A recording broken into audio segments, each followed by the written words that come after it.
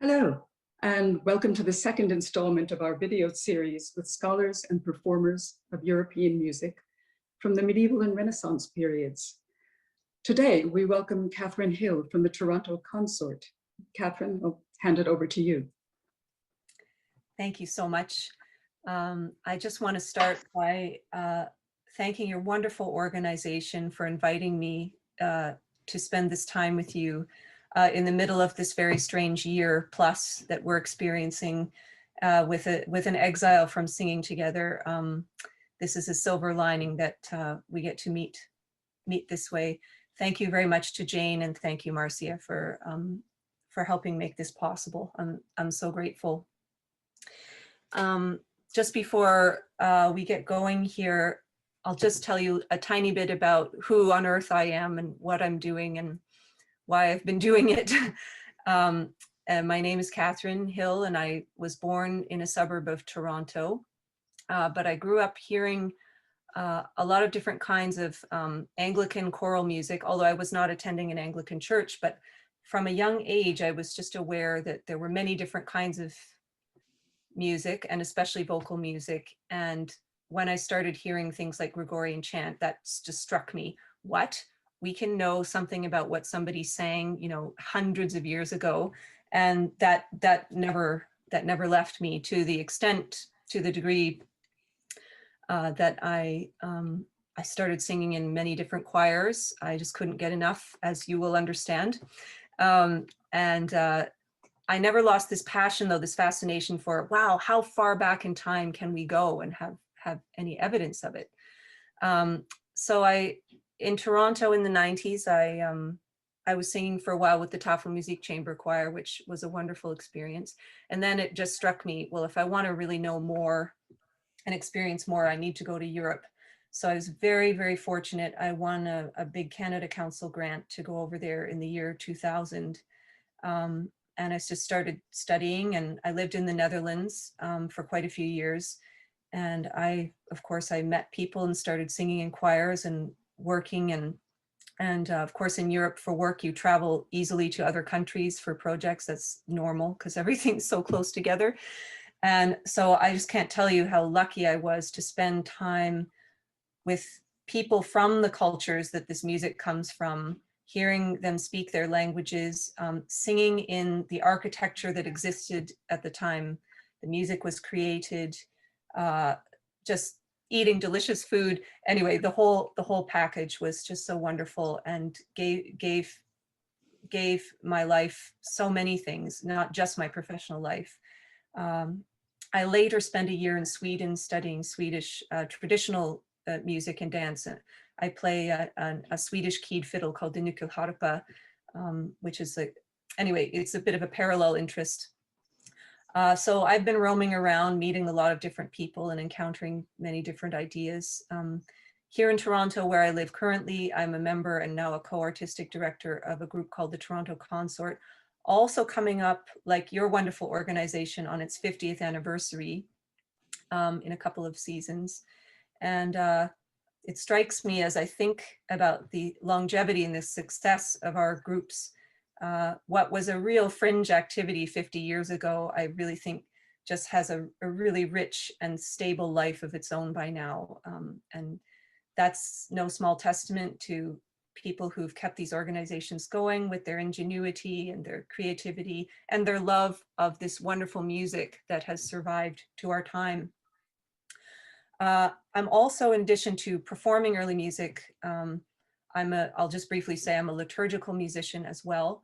I've been the cantor and director of the music program at an Anglican church in the East End of Toronto, St. Bartholomew's, which is in the Anglo-Catholic tradition, meaning we use the Book of Common Prayer as sort of finalized in 1662 with a liturgy that would look like a Roman Catholic liturgy from before the Second Vatican Council in the 60s that sort of changed and modernized things. So we have incense and bells and statues of Mary, and all my Baptist relatives in New Brunswick would be just spinning, and the ancestors would be spinning in their graves. So I'm involved in some medieval music in something like its original context, which has been extremely informative to me over the last few years. I never thought I'd be in this position to get to do that. And I'm learning so much. The learning will never end. So I'm very, very fortunate to have the performing side of things and the liturgical side of things in my steady diet of what I'm doing. I play some copies of old stringed instruments, forerunners of the violin, and this Swedish keyed fiddle. I'm holding up my hands as if I have the instrument. And so I'm very, very lucky that this is what I'm able to pursue in my life. But today I think where we're going to focus is music that we know was generated by various women's communities, mostly monastic communities in the European Middle Ages. And what can we know about how all that came to be, and what is the music like? And how do we know how to make sense of it in the here and now, which is still a very big topic and something very dear to my heart. And you'll all know, as a starting point, I'm sure you'll all know the name Hildegard of Bingham, that Benedictine nun from the Rhine Valley, born in 1098, died in 1179, excuse me. And of course, she got really popular in 1998, a big anniversary of her birth year. So a lot of people got to know her music, which is very beautiful. Even if you don't know what any of the texts mean, you can still enjoy it. But I'd also like to go beyond Hildegard and show that there are many other sources and times and places where women were creating music. We tend to have ideas about medieval women as being repressed, that they were staying home, cooking and cleaning and having babies and didn't get to do much else. What have you found about the reality? Yeah, good question. I think there are reasons why those ideas exist for us. I'm sure, well, not just women, I'm sure many medieval people had a life that was largely not within their control of what they could do or not do. And women were no exception, I think, in the main. But there were some areas of society where it might be possible to have some learning and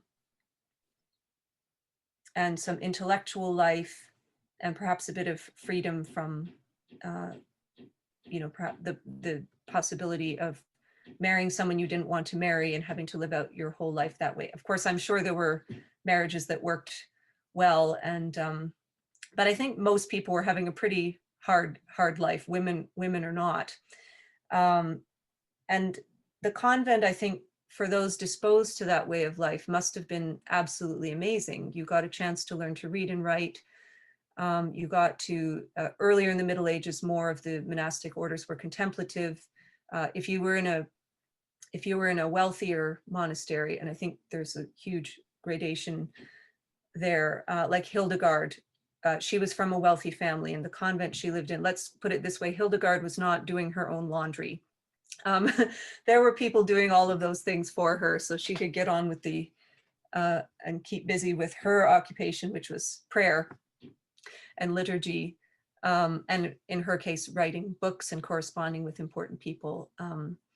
But not everybody, of course, was predisposed to that life. Lots of young girls or women who'd had their marriage and their children, but were widowed and maybe didn't have anywhere else to go. Some people ended up in the convent very much against their will. And we do have little remnants here and there of poems and songs about that. People saying, I don't want to be here. I hate this. I hate it when the bell rings. I hate it when the mother abbess yells at everybody. But I think these environments, while I'm sure there was a lot of coherence with the general liturgy and texts and things followed by the Western Christian Church, we do see, and we'll hear a couple of examples today of pieces that really could only have been created by women because of their very particular interaction with, for example, if you're taking the veil, that's different from taking your monastic vows as a man. and you will look at that in a different way. You become the bride of Christ. Men didn't think of it in exactly that way.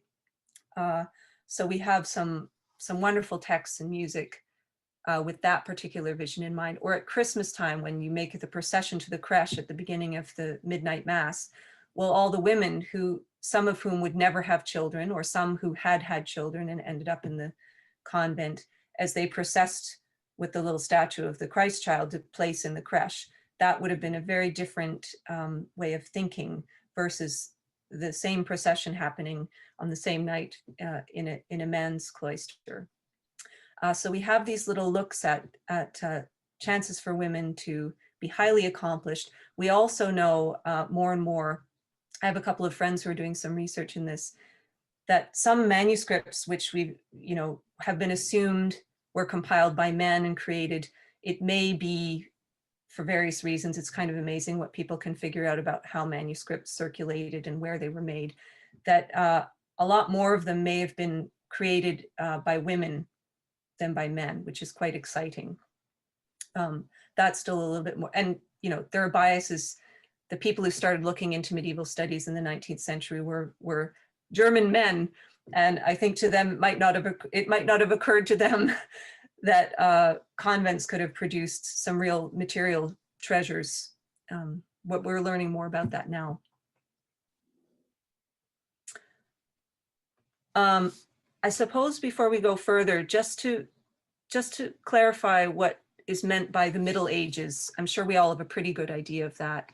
But it's the centuries, let's say, when the Roman Empire was crumbling in the 6th century or so, into the 15th century when the Renaissance started. So that term, the Middle Ages, is a weird placeholder for a lot of different cultures and events and cycles of intellectual history and architectural history and artistic history and political history. It just means the ages in between antiquity and the Renaissance. So the poor Middle Ages gets all lumped in together that way. And we're going to be talking a lot today. One of the main sources for surviving material, of course, there was a lot more on the written record that hasn't survived to our time. But of course, the church had the resources to produce written records and to preserve them better than most other parts of society. So we have a lot of the music we're going to talk about today is chant, the Latin song of the Western Christian tradition all through the years. And as it got a bit more stabilized and standardized at a certain point, it got called Gregorian Chant in honor of Saint Gregory the Great, although I don't think he had anything to do with it, but they wanted to honor him. So we're going to be talking about this Latin sacred song that's been a part of the Western tradition for 2,000 years in various forms. Okay, this might be a good place to put the next question. Sure. What can we know about songs and singing in the Middle Ages, and how do we know it? That's a great question. Of course, there's so much we'll never know because it hasn't survived in any form to our time that we can look at or hear. But we do have lots of manuscripts with texts in them that we can be pretty sure were song texts. We have a lot of music notation after the 10th century when music notation started to develop in the West. And it's possible to just put together quite a lot of information. What is missing from this picture, and of course, human song must be so incredibly ancient. We can't even imagine maybe when the first songs were ever sung by humans, but it's got to go back thousands and thousands and thousands of years. So it's the oldest instrument.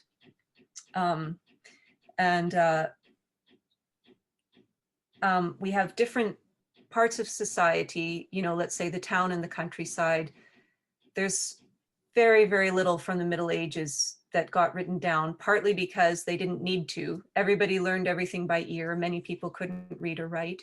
So that's all lost to us, unfortunately. We're completely missing that piece of the puzzle there, which is sad. I mean, sometimes you could imagine in traditional music, there might be tiny little threads still woven into that tapestry, but And we have courts where people had more money and more resources to make documents and books. So sometimes we have some material from that kind of milieu, but the church has provided us with the largest corpus of material that we can take a look at and work with.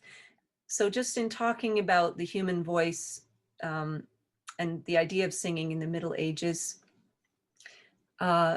before sound recording, which of course is so recent, I just wanted to share a few quotes from all through the period of people writing about what singing should or sometimes shouldn't be like. And of course, when someone writes what shouldn't happen, it means it is happening. So we get a nice picture that way. Marcia, can you see this document? Yes.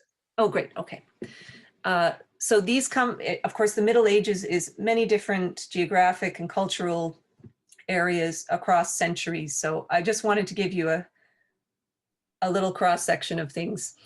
Isidore of Seville, he wrote kind of encyclopedia about, oh, what can we know about at this point in time? And therefore now he's the patron saint of the internet, apparently. But he mentions his ideal voice is high, sweet, and clear, and that there are three different kinds of voices: suavi, sweet; dura, hard; and aspera, harsh. So it's incredibly difficult to know what a sweet voice means to Isidore of Seville. We might have some ideas now about what a sweet voice is to us.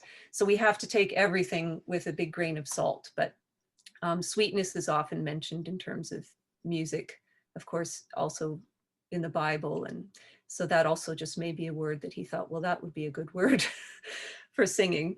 And next we have, from around the year 850, a music theorist and a Carolingian, you know, the Frankish sort of center of Europe in the 8th and 9th century particularly, where Charlemagne, Charles the Great, was the big and the first Holy Roman Emperor.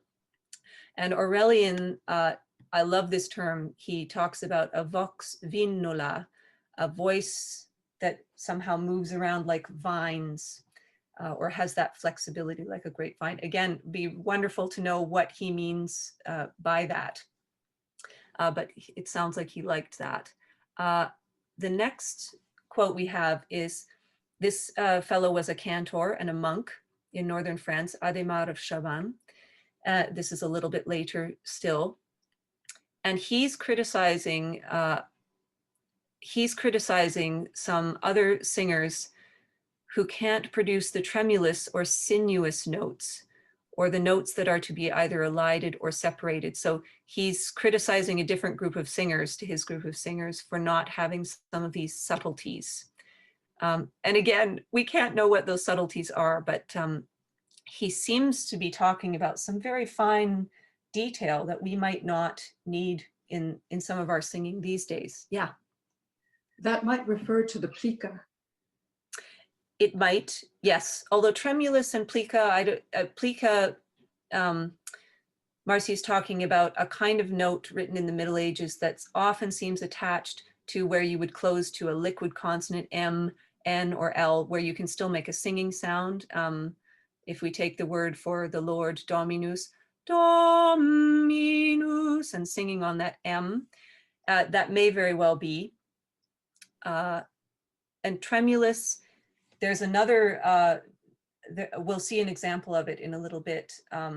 There's a sign also in music writing, very early music writing, called a quilisma, and it has a jagged, it looks like a mordant with a tail swooping up.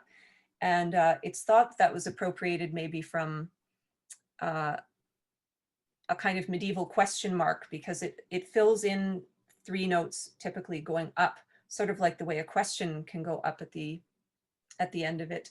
And that may be the tremulous part. The sinuous may be this do, mi, and the tremulousness may be ah. Yeah, excellent observation. I love it. We have a medieval musicologist here. This is fantastic. And then I thought I'd throw in something. This isn't exactly about the sound of the human singing voice, but we have our well-known Hildegard of Bingen. And she wrote quite a lot about music. She had all these visions, which I think when we read these, they, and then I saw this woman who appeared purple and her dress looked like this, and out of her mouth came all these amazing things. And it's hard to understand what she's talking about, but she talks about the text of our singing standing in for the physical self, whereas the ephemeral, the actual result, the performance, which we know ourselves as singers, if it's not recorded, it just somehow magically goes out in the air and is gone. And that stands for the spirit, which I assume she means the Holy Ghost. That's an interesting way for her to think about these things. The celestial harmony announces the divinity, and the words truly uncover the humanity of the Word of God. So she's talking about that central idea of Christianity, the hypostatic union, the two natures of Christ. He is at the same time a human, and he's a part of the Holy Trinity. So he's completely human and completely divine. So she's knitting those things together. That's pretty cool. And of course, singing has, as we know, when we sing, we're doing something very sophisticated intellectually. We're reading a text, sometimes not in a language we speak. We're looking at all these signs and symbols that we know how to interpret. We're coordinating with all the people around, and we're looking at Jane to know when to do all those sophisticated things. But at the same time, our voice is an incredibly primal part of us. To quote a singing teacher of mine, we come into the world singing, right? Our voice is, no matter what, is attached to what we're going through and who we are, and all the things that we do with it are quite essential human acts of communication or expression. So that was pretty neat how Hildegard wove those things together. Then we have, around the same time, John of Salisbury, another theorist, he's saying what not to do. Liturgical singing should not contain excessive ornamentation, scales, subdivisions, or indulgent repetitions. Wow, that takes some nerve, doesn't it? So that means those things were happening. Or theatricality, that's often a criticism made of liturgical singing, where people are saying this is getting out of control. And it shows you everybody living in liturgical life in the Middle Ages. Of course, they grew up in a town or a village or somewhere full of other kinds of music that would influence them their whole life. So we can't help but do the things that we like. Another theorist, Jerome of Moravia, he's not the only one to say that rehearsing the music in advance makes the result better. It seems very obvious to us now, but it's funny that that does crop up once in a while. And then he's talking, I'm sure, about a male group of singers, but he talks about the chest voice or the low bass, the throat voice. It's not the best advice for us in the here and now. We might not talk about the throat voice as the tenor, and then the head voice as the falsetto. And he also says sadness of heart is an obstacle to good singing. And it's very true. We need some of that in our singing. But if we can't also remember a time, at least remember, if not inhabit a time where we felt happier, we just don't sort of have the whole physical and emotional picture. Getting closer to the Renaissance, Giorgio Anselmi, another theorist, and if you'll notice that most of these people are theorists because other people didn't think it was necessary to write anything about music. He talks about the trained singer producing melodious notes surpassing the voices of all living beings and the sounds of instruments by means of the inflection and measure of his voice. And this is getting close to what I think was a real ideal in the Renaissance, this idea that the voice was the perfect instrument. We notice that the date on him is 1432, so we're creeping towards this idea. Whereas I think in the earlier Middle Ages, especially for a liturgical singer, the idea is the chant is being sung through you. You are a vessel. Here we're getting close to the Renaissance, a kind of resurgence of a kind of humanism where the human being is more at center stage. So your voice is the perfect instrument. And our final little glimpse of singing comes from yet another theorist who was a director of a choir himself, living really onto the cusp of the Renaissance, Konrad von Zabern. And this is interesting, he says it's not good to sing through the nose or to aspirate on melismas or distort the vowels. And these are still common problems, I think, in many choirs. Singing through the nose, I mean, it can create some great effects, but it's not the most sustainable way to sing.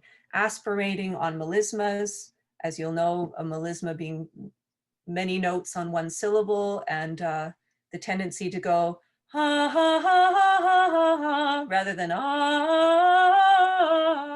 So great, in the 1470s, people were doing this, or distorting the vowels. I was having a very funny talk with a friend of mine who grew up in the English choral tradition and sang at King's College, Cambridge. And he was talking about the boys, how basically they just are encouraged to have one vowel, the big open ah. So if they're singing the text, you know, the Lord is my shepherd, the Lord is my shepherd, God bless them. And it works. So yeah, Konrad von Zabern doesn't want us to distort our vowels. So he's implying that, you know, it should be possible in our singing lives to have as natural as possible, our vowels from speech, which, you know, is a nice idea, that the two should fit together that way.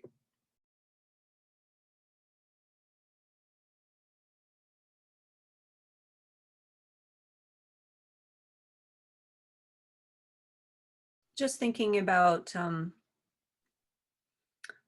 what Gregorian chant can be like and the kinds of what it sounds like, I thought it would be nice to listen to a French group called Mora Vocis singing a chant. I think it's preserved in a Dutch source quite late, but I think the music is much older. Like, I think the manuscript is from the 15th century, but I'm sure the music is much older. And it's set to part of the Song of Songs. So it's biblical and it's erotic at the same time. And it's called Osculetur me, let him kiss me with the kisses of his mouth. So while that seems maybe shocking that some of those texts might be sung regularly in liturgical contexts, of course, it has its place. Texts from the Song of Songs are often sung for Marian feasts, when Mary's being honored, with this idea that she's conceived by the Holy Ghost. She's conceived through divine means, and that's a mystical union that we can't possibly comprehend, but is partly expressed with this kind of ecstatic, erotic text.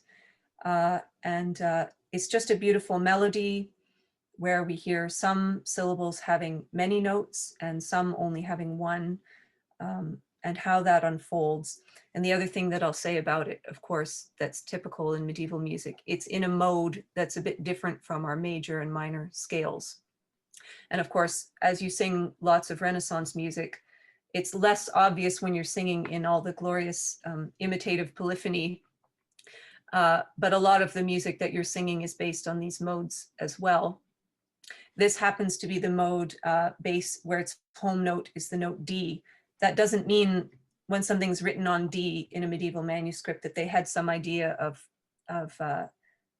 that D sounded the same. It was more a way to relate the tones and semitones. So they would write it out and you knew how the pitches related to one another. But it's the scale that you have if you go from D up to D on only the white notes on the piano.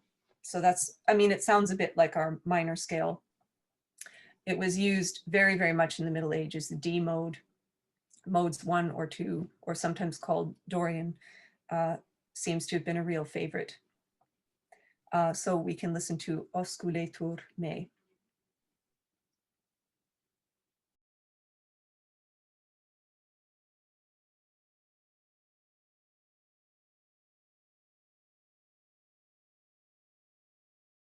Music serves a lot of different purposes, social, spiritual, and all sorts of categories that we don't even realize, really. It's a healing mode. And it's also a way of pulling people together into a belief system or a call for action. So what purposes did music serve in the late Middle Ages, edging into the Renaissance? Oh, yeah, music must have been serving just about any function that we could relate to now. I mean, I think music has become more and more because we can have our little device and we can have just what we want in the moment. I'm not saying, that seemed like I was saying it's an evil in itself. It's one way to interact with things. But I think for a lot of us, music has become a background thing, a soothing thing, or a thing for entertainment, or that lets us sort of feel uplifted. Think of the kind of music that's always at the end of a film. You know, when you're leaving the theater, they want to pump you up and they want you to leave feeling like life is a little bit better than when I walked in. And I think probably in any culture on the planet, mostly music isn't for entertainment, it serves very specific functions. I learned something about this in Sweden. It's partly why I went to Sweden to study traditional music. And that is, you know, most Swedish traditional music is specifically for dancing. There are dance steps that go with how the rhythms of a particular piece are. So it's not just, but you can enjoy it as a nice tune. But it has another purpose, which is absolutely built into how it's constructed. Obviously, as we've already been talking about, the music of the church served many different kinds of purposes. There would be, in the realm of Gregorian chant, there are so many different types of chant, not just styles of chant, but different kinds of pieces. Some of them are more syllabically set. They're supposed to be simpler so anybody could join in, and some are more grand, highly decorated pieces for soloists and everything in between. We know at court, and Marcia, you will know more about this than I, if you think of the French culture of the High Middle Ages and the troubadours and the trouvères, some of this music was created in a courtly setting. It's highly sophisticated poetry with music set to go with that poetry. Not just anybody could create that, because not everybody received that education. So we know that, or if we go even further back, let's say something we can be less sure about, epic poetry and something like Beowulf. Yes, I'm sure that whiled away some winter nights for people, but I think it also had some implicit function as, well, this is who we are as a people. Here's this tale of this guy Beowulf, and he did the right thing here, and he knew what to do in this situation. We should want to be like him.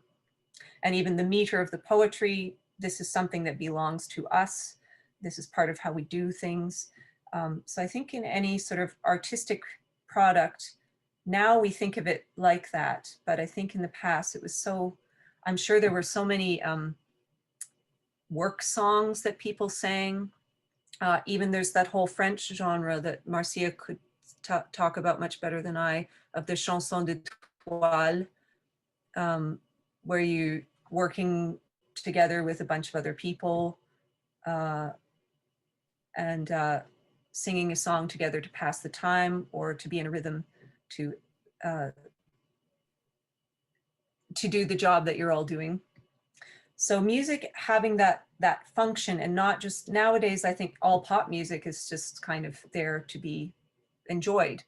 But we're in a completely different world with medieval music, and indeed traditional music all over the world now. Just about anywhere you go, I think would be the same story.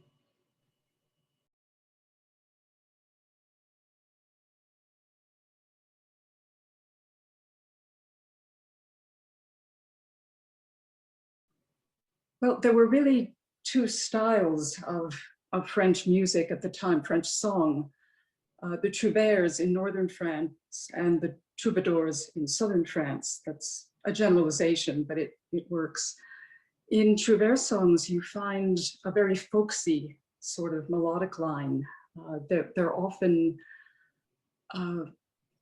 repetitive and divided into verses with the same melody on subsequent verses, different words, which we regard as kind of a standard folk song.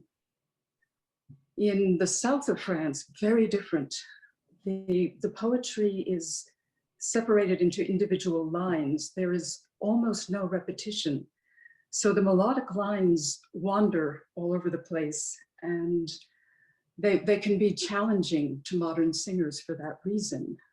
It suggests that their tradition involved a lot of learning songs by ear from expert professional singers to other expert professional singers. And Marcia, in the case of the Southern French tradition, we know that there are a couple of women who are writing that poetry and writing those songs, don't we? The most famous one, that song A Chantar by, what's her name? The Comtesse de Dia. Beatrice de Dia. Do we, I think there are at least 2 or 3 other women who have had poems ascribed to them. Is that right? It is right, yes. And often they're complaints about men. Yeah. Yeah. And fair enough, because at the end of the day, that's what lots of songs are for, right? I'm heartbroken, or I'm longing for something, or yeah. Mm-hmm. Yes, it's often a matter of, well, he's never home because he's always out fighting battles. Or it's, I really love this man and he doesn't show me any affection. Or it's, he's really mean to me. Yeah, so there's a glimpse into the everyday feelings as well as the everyday life of women at that time. I'm so glad you're mentioning that. While I was talking about function in a very clinical way, you've brought the humanity into it beautifully. I think the scholar and the founder of that wonderful group, the Gothic Voices, he calls this way of viewing the past transhistorical humanness, and the fact that, you know, all of this material was made by humans for human use. And these humans were experiencing all these things that we experience in our life, you know, hopes and despair and passionate excitement about falling in love, and then the sadness if that ends. And that's partly what singing is always for. And all those things you just mentioned, there can be songs now about those very same things, which is really amazing. Absolutely. It's funny, I think with working with music that's this old, that transhistorical humanness applies all the time. And then there are things about that world that we just can't relate to now. And I always think of, it's on the frontispiece of a novel from the 50s. It says, "The past is a foreign country. They do things differently there." And I think those two things have equal weight in looking into the music of the past. In one way, there's something very, very direct that we can all relate to in our lives. And then in another sense, it's another planet. And if we think we understand those people, we're making we're making an error in doing that.